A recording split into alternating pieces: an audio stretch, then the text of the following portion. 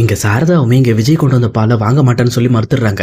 ஆனா அதே நேரத்துல பாட்டி இருந்துகிட்டு, இங்க பாருப்பா, யாராவது பால் காய்ச்சி கொண்டு வந்தா அதை கண்டிப்பா நம்ம வாங்கி தான் ஆகணும், வாங்காம இருக்கக்கூடாது அப்படின்ற மாதிரி சொல்லிட்டு அவங்களும் ஒரு கிளாஸ் பாலை மட்டும் எடுத்துடுறாங்க. அதே நேரம் இந்த பக்கம் விஜய் வந்து பால் ஒரு கிளாஸ் கொடுத்ததுக்கு அப்புறம், சரி பாட்டி, இந்த கிளாஸ் நீங்களே கொண்டு வந்து கொடுத்தாலும் ஓகே தான், இல்ல நானே கூட வந்து வாங்கிக்கிறேன் அப்படின்ற மாதிரி சொல்லிட்டு அங்கிருந்து கிளம்புறாங்க. ஆனா அங்க விஜய் கிளம்புன அடுத்த செகண்டே சாரதா பயங்கரமா சத்தம் போட ஆரம்பிக்கிறாங்க. யாரை கேட்டு நீங்க அந்த பாலை வாங்குனீங்க? அந்த பையன் சும்மா ஒண்ணு பாலை கொடுத்துட்டு போல, இந்த மாதிரி கொடுக்குற மாதிரி கொடுத்துட்டு மறுபடியும் டம்ளர் வாங்க வர்றது, அடிக்கடி நம்மள தொந்தரவு பண்றதுன்னு வேலையாவே இருப்பான். நீங்க ஏன் இப்படி பண்றீங்க? ஒழுங்கா நீங்களே குடிச்சிட்டு நீங்களே கொண்டு போய் அந்த பால் டம்ளரை கொடுத்துட்டு வந்துருங்க அப்படின்ற மாதிரி இந்த பக்கம் சாரதா சொல்லிடுறாங்க.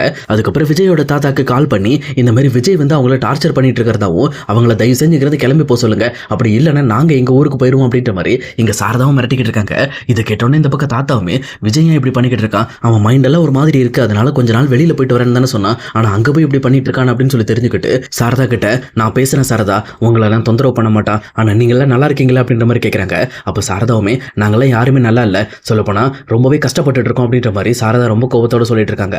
அப்ப தாத்தாவுமே இந்த பக்கம், நாங்களும் அப்படிதாம்மா இருக்கோம், எங்களுக்குமே வந்து சுத்தமா நிம்மதி கிடையாது, எங்க வீடுமே வந்து இருண்டு போய் கிடக்கிற மாதிரி தான் இருக்கு அப்படின்ற மாதிரி அவருமே தான் மனசுல இருக்கிற வழியை இங்க சாரதா கிட்ட வெளிப்படுத்திட்டு இருக்காரு.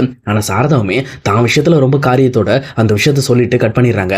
இன்னொரு பக்கம் தாத்தாவுமே விஜய்க்கு கால் பண்ணி, என்ன விஜய் எங்க இருக்க அப்படின்ற மாதிரி ரொம்பவே கேஷுவலா பேச ஆரம்பிக்கிறாங்க.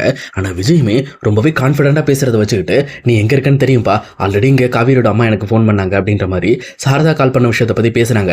அப்பதான் விஜய்க்கு லைட்டா வந்து மூடே மாறி போயிடுது. அப்ப தாத்தா இருந்துகிட்டு, இங்க பாரு விஜய், நான் உங்ககிட்ட என்ன சொன்னேன், இந்த மாதிரி காவேரி சம்பந்தப்பட்ட விஷயத்துல நீ இப்போதைக்கு மூக்க நுழைக்காத, கொஞ்சம் இந்த பிரச்சனையை ஆற போட்டு நம்ம பேசினா சரியா போயிருன்னு சொன்னேன், ஆனா நீ அவசரப்பட்டு போய் இப்ப மறுபடியும் உங்களுக்கு தொந்தரவு கொடுத்துட்டு இருக்க, தயவு செஞ்சு அங்கிருந்து வந்துரு, நீ கிளம்பு அப்படின்ற மாதிரி சொல்றாங்க. ஆனா இங்க விஜயுமே, இல்ல தாத்தா, கண்டிப்பா நான் காவேரி இல்லாம வீட்டுக்கு வரமாட்டேன், ஏன்னா காவேரியோட அம்மாவை எப்படியாவது கன்வின்ஸ் பண்ணணும், அவங்க வாயாலேயே காவேரி நீ கூட்டிட்டு போ தம்பி அப்படின்ற மாதிரி என்கிட்ட சொல்ற மாதிரி என் மனசுல இருக்கிற காவேரி மேல இருக்கிற லவ்வை ஓப்பனா வந்து நான் வெளியில எக்ஸ்ப்ளோர் பண்ண போறேன் அப்படின்ற மாதிரியும் அவர் ரொம்பவே வந்து கான்ஃபிடென்ட்டா பேசிட்டு இருக்காரு. ஆனா தாத்தாவுமே, இங்க பாருப்பா, நீ இப்படி பண்ணனா அவங்களுக்கு விருப்பம் தான் ஆகும், தயவு செஞ்சு அவசரப்பட்டு இருக்காத, கொஞ்சம் ஆற போட்டு பாத்துக்கலாம்ப்பா அப்படின்ற மாதிரி அவங்களும் சொல்லி பாக்குறாங்க. ஆனா இந்த பக்கம் வந்து விஜய் கேட்கிற மாதிரியே இல்ல, அவருமே கண்டிப்பா காவேரி இல்லாம நான் வரமாட்டேன் அப்படின்ற மாதிரி ஒரே பிடிவாதமா இருக்காரு. அதுக்கப்புறம் தாத்தா எவ்வளவுதான் பேசியுமே அதை கேட்காம தாத்தாவோட காலை கட் பண்ணிடுறாரு. அவருமே ரொம்பவே வருத்தப்பட ஆரம்பிக்கிறாங்க. அப்ப கரெக்டா இங்க தாத்தா கிட்ட வந்து பேச வந்த பாட்டியுமே, என்னாச்சுங்க, ஏன் டல்லா இருக்கீங்க, விஜய் கிட்ட பேசுனீங்களா, அவன் எங்க இருக்கானாமா அப்படின்ற மாதிரி ரொம்பவே கேஷுவலா விசாரிக்க ஆரம்பிக்கிறாங்க. அப்போதான் தாத்தா இங்க சாரதா சொன்ன விஷயமும் அதே நேரம் விஜய் எங்க இருக்காங்கிற விஷயத்தையுமே எங்க பாட்டி கிட்ட ஓப்பனா பேசிக்கிட்டு இருக்காங்க.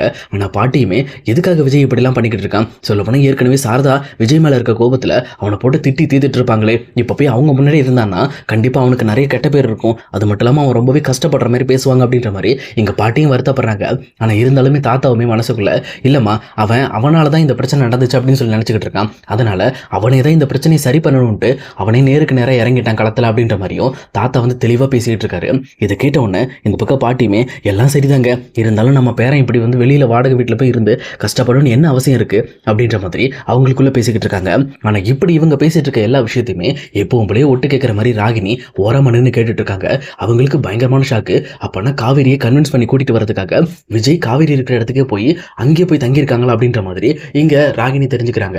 சொல்லப்போனா இந்த விஷயத்தை எப்படியாவது நம்ம தடுத்தாகணுமே, விஜய் இங்க கொண்டு வந்தாகணும், அப்படி இல்லைன்னா வெண்ணிலாவை நம்ம அங்க கொண்டு போய் ஆகணும் அப்படின்ற வெள்ளத்தனமா யோசிச்சுக்கிட்டு இருக்காங்க. ஏன்னா இங்க ராகினியை பொறுத்த வரைக்கும் காவேரி சுத்தமா நிம்மதியே இருக்கக்கூடாது, அவங்க நிம்மதி இல்லாம அலையணுங்கிறதுக்காக தான் இந்த விஷயங்கள் ஒன்னொன்னா பார்த்து பார்த்து பண்ணிக்கிட்டு இருக்காங்க.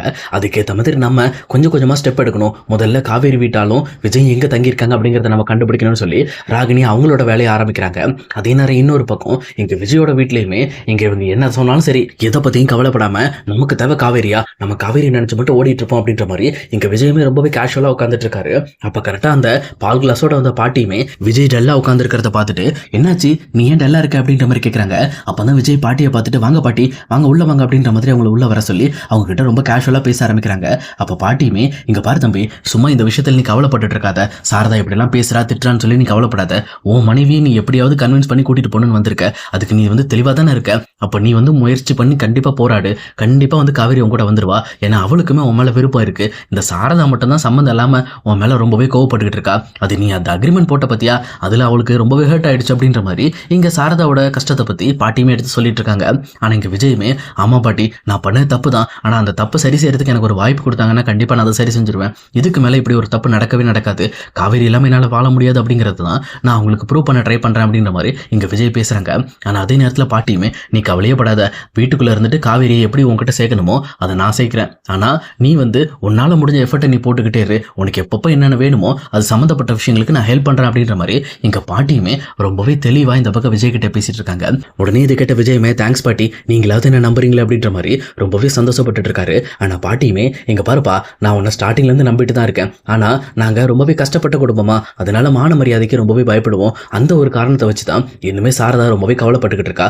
ஏன்னா பணக்காரங்களுக்கு பொண்ணுங்களோட வாழ்க்கை சாதாரண விளையாட்டு பொருள் மாதிரி யோசிச்சிருவாங்க அப்படிங்கிறதுக்காக தான் அவ காவேரியை உங்ககிட்ட அனுப்புறதுக்கு யோசிக்கிறா. நீ உன்னோட பணம் எல்லாத்தையுமே திறந்துட்டு வந்தப்போ நான் புரிஞ்சுக்கிட்டேன் உனக்கு காவேரி தான் முக்கியம் அப்படிங்கிறத. அதனால என்னால் முடிஞ்ச ஹெல்ப் எல்லாத்தையுமே நான் உனக்காக பண்ணுவேன் அப்படின்னு சொல்லிட்டு பாட்டி சொல்லிட்டு அங்கிருந்து கிளம்புறாங்க. அப்போ கரெக்டாக விஜயுமே பாட்டி எங்கே போறீங்க, வாங்க உட்காருங்க சாப்பிட்டுட்டு போகலாம் அப்படின்ற மாதிரி சொல்றாங்க. ஆனால் பாட்டியுமே நீ வேறப்பா, நான் டம்ளர் கொடுத்துட்டு வரேன்னு வந்தேன், இப்போ நான் இவ்வளோ நேரம் ஆச்சுன்னு தெரிஞ்சதுன்னா அவ்வளோதான், சாரதா தங்குன்னு ஆடிடுவா, நான் கிளம்புறேன் அப்படின்ற மாதிரி சொல்லிட்டு பாட்டியுமே அங்கிருந்து வேக வேகமாக கிளம்பி போயிடுறாங்க. அதே நேரத்தில் இன்னொரு பக்கம் எங்கள் விஜயுமே அப்பா நமக்கு சப்போர்ட் பண்ணுறதுக்கு ஒரு ஆள் இருக்கு, இனிமேல் காவேரியை கண்டிப்பாக நம்ம கன்வின்ஸ் பண்ணிடலாம். அது மட்டும் இல்லாமல் சாரதாவோட மனசில் இருக்கிற அந்த கெட்ட எண்ணத்தையும் நம்ம எப்படியாவது போக்கி ஆகணும், நம்ம நல்லவன் அப்படிங்கிறத நிரூபிக்கணும் அப்படின்ற மாதிரி விஜயுமே ஒரு முடிவு எடுக்கிறாரு. ஃபர்ஸ்ட் நம்ம காவேரி கிட்ட பேசலாம் அப்படின்ட்டு இந்த பக்கம் அவங்க அப்பளம் காய போட்டுட்டு இருக்கும்போது கரெக்டாக மொட்டை மாடியில இருந்து இந்த பக்கம் காவேரி மேலே ஒரு சின்னதாக ஒரு பீஸ் காங்கிரீட் துண்டு எடுத்து போடுறாரு. அப்போ கரெக்டாக அந்த பீஸ் கரெக்டாக காவேரி மேலே விழுறதுக்கு பதிலாக எல்லாருமே பார்த்துட்டு இருக்க மாதிரி அந்த அப்பளத்து மேலே விழுந்துடுது. இதை பார்த்தோன்னே இந்த பக்கம் எல்லாருமே திரும்பி திரும்பி பார்க்குறாங்க. அப்போ கரெக்டாக காவேரியுமே யார் போட்டுருப்பா இது அப்படின்ற மாதிரி லைட்டாக ஓர கண்ணில் பார்க்குறாங்க. அப்போ விஜயுமே இங்கே ஆப்போசிட் ஜன்னலில் இருந்துக்கிட்டு இங்கே தான் நான் தான் ஹாய் அவர் யூ அப்படின்ற மாதிரி இங்கே காவேரிக்கு சிக்னல் காட்டிட்டு இருக்காங்க. இதை பார்த்தா காவேரி பயங்கரமாக ஷாக் ஆகுறாங்க. ஐயோ இவரா இங்கே வந்துட்டாரா, அம்மா வேற கடுப்பில் இருக்காங்களே, அம்மா மட்டும் பார்த்தாங்கன்னா அவ்வளோதான் அப்படின்ற மாதிரி அவங்களும் லைட்டாக பயப்பட ஆரம்பிக்கிறாங்க. ஆனால் கரெக்டாக பாட்டியுமே இந்த விஷயத்தை தெளிவாக புரிஞ்சுக்கிட்டு காவேரி நீ போயிட்டு எனக்கு தண்ணி எடுத்துட்டு வா, நானும் உங்கள் அம்மாவும் இதை காய போடுறோம் கிளம்பு அப்படின்ற மாதிரி இங்கேருந்து காவேரியை கிளம்ப வைக்கிறாங்க. சொல்லப்போனால் அவங்க விஜய் கூட காவேரியை பேசுறதுக்கு அனுப்புறதுக்காக தான் இந்த மாதிரி ஒரு பிளானே பண்ணியிருக்காங்க. அப்போ காவேரியும் பாட்டி இப்படி திரும்பி மேலே கீழையும் பார்த்துட்டு பாட்டி நீயா இந்த வேலை பண்ணுற அப்படின்ற மாதிரி அவங்களும் நக்கலோட பார்க்குறாங்க. ஆனால் காவேரியோட பாட்டியுமே சீக்கிரம் போடி மசம் நின்றுக்கிட்டு இருக்காது அப்படின்ற மாதிரி இங்கே காவேரியை சத்தம் போட்டு அனுப்புற மாதிரி அனுப்பிடுறாங்க. சொல்லப்போனால் அவங்க உள்ளதானே அனுப்புறாங்க அப்படின்னு சொல்லி சாரதா இதை ஒரு பெரிய விஷயமா எடுத்துக்கல. ஆனால் காவேரி இந்த பக்கம் வந்ததுக்கப்புறம் கரெக்டாக விஜயுமே காவேரி கிட்ட பேச ஆரம்பிக்கிறாரு. என்ன காவேரி எப்படி இருக்க, அப்பளம் பிஸ்னஸ்லாம் எப்படி போயிட்டு இருக்கு அப்படின்ற மாதிரி ரொம்பவே நக்கலாக பேச ஆரம்பிக்கிறாரு. ஆனால் காவேரியுமே இங்கே பாருங்க, நீங்கள் என்ன தொந்தரவு பண்ணாதீங்க, நீங்கள் என்கிட்ட பேச வர்றதுனால எங்கள் அம்மா ரொம்பவே கஷ்டப்பட்டுட்டு இருக்காங்க, அது மட்டும் இல்லாமல் அவங்க மனசுக்குள்ள பயங்கரமாக ப்ரெஷர் ஏறிக்கிட்டு இருக்கு அப்படின்ற மாதிரி இங்கே காவேரி பேசிட்டு இருக்காங்க. ஆனால் விஜயுமே எங்க பாரு காவேரி, என் லைஃப்ல நீ எனக்கு ரொம்ப முக்கியம், உன்னை கண்டிப்பாக மறுபடியும் நம்ம வீட்டுக்கு கூட்டிட்டு போவேன், அதுக்கு நான் என்ன வேணாலும் பண்ணுவேன், அது யார் தடுத்தாலும் சரி உங்க அம்மா வரதாலும் சரி கண்டிப்பாக அவங்க மனசை நான் மாற்றி தான் கூட்டிட்டு போவேன், அவங்களை எதிர்த்தெல்லாம் நான் கூட்டிட்டு போக மாட்டேன் அப்படின்ற மாதிரி இங்கே விஜய் ரொம்பவே சாந்தமாக பேசிக்கிட்டு இருக்காரு. இதை கேட்டுட்டு இருக்க காவேரிக்கு பயங்கரமான ஆச்சரியமா இருக்கு. என்ன இது விஜய் இந்த அளவுக்குலாம் யோசிப்பாரா, இந்த அளவுக்கு நமக்காகலாம் பண்ணுவாரா அப்படின்ற மாதிரி அவங்களும் யோசிச்சுக்கிட்டு இருக்காங்க. ஆனால் அதே நேரத்தில் விஜயுமே எங்க பாரு காவேரி, உங்க அம்மா என் மேலே படுற கோபம் கண்டிப்பாக நியாயமானது தான், அதை நான் ஏற்றுக்கிறேன், ஆனால் மறுபடியுமே உன்னை என்னோட மனைவியை கூட்டிட்டு போகிறதுக்காக நான் எதை வேணாலும் கொடுப்பேன், என் சொத்து என்னோட சுதந்திரம் எல்லாத்தையுமே கொடுக்கறதுக்கு நான் தயாராக இருக்கேன், எனக்கு நீ மட்டும் தான் வேணும் அப்படின்ற மாதிரி எங்க விஜயுமே ஓப்பனாக காவேரி கிட்ட பேசிட்டு அங்கிருந்து கிளம்புறாங்க. அதே நேரத்தில் இங்கே காவேரியுமே விஜய் இந்த அளவுக்கு முயற்சி பண்ணுறதை பார்த்து அவங்களுமே விஜய் அப்போ தனக்காக தான் வந்திருக்காரு, தன்னை கூட்டிட்டு போக விட மாட்டாரு, தான் மேலே ஃபுல்லாகவே லவ் வச்சிருக்காரு அப்படிங்கிறத அவங்களுமே ஃபீல் பண்ண ஆரம்பிக்கிறாங்க.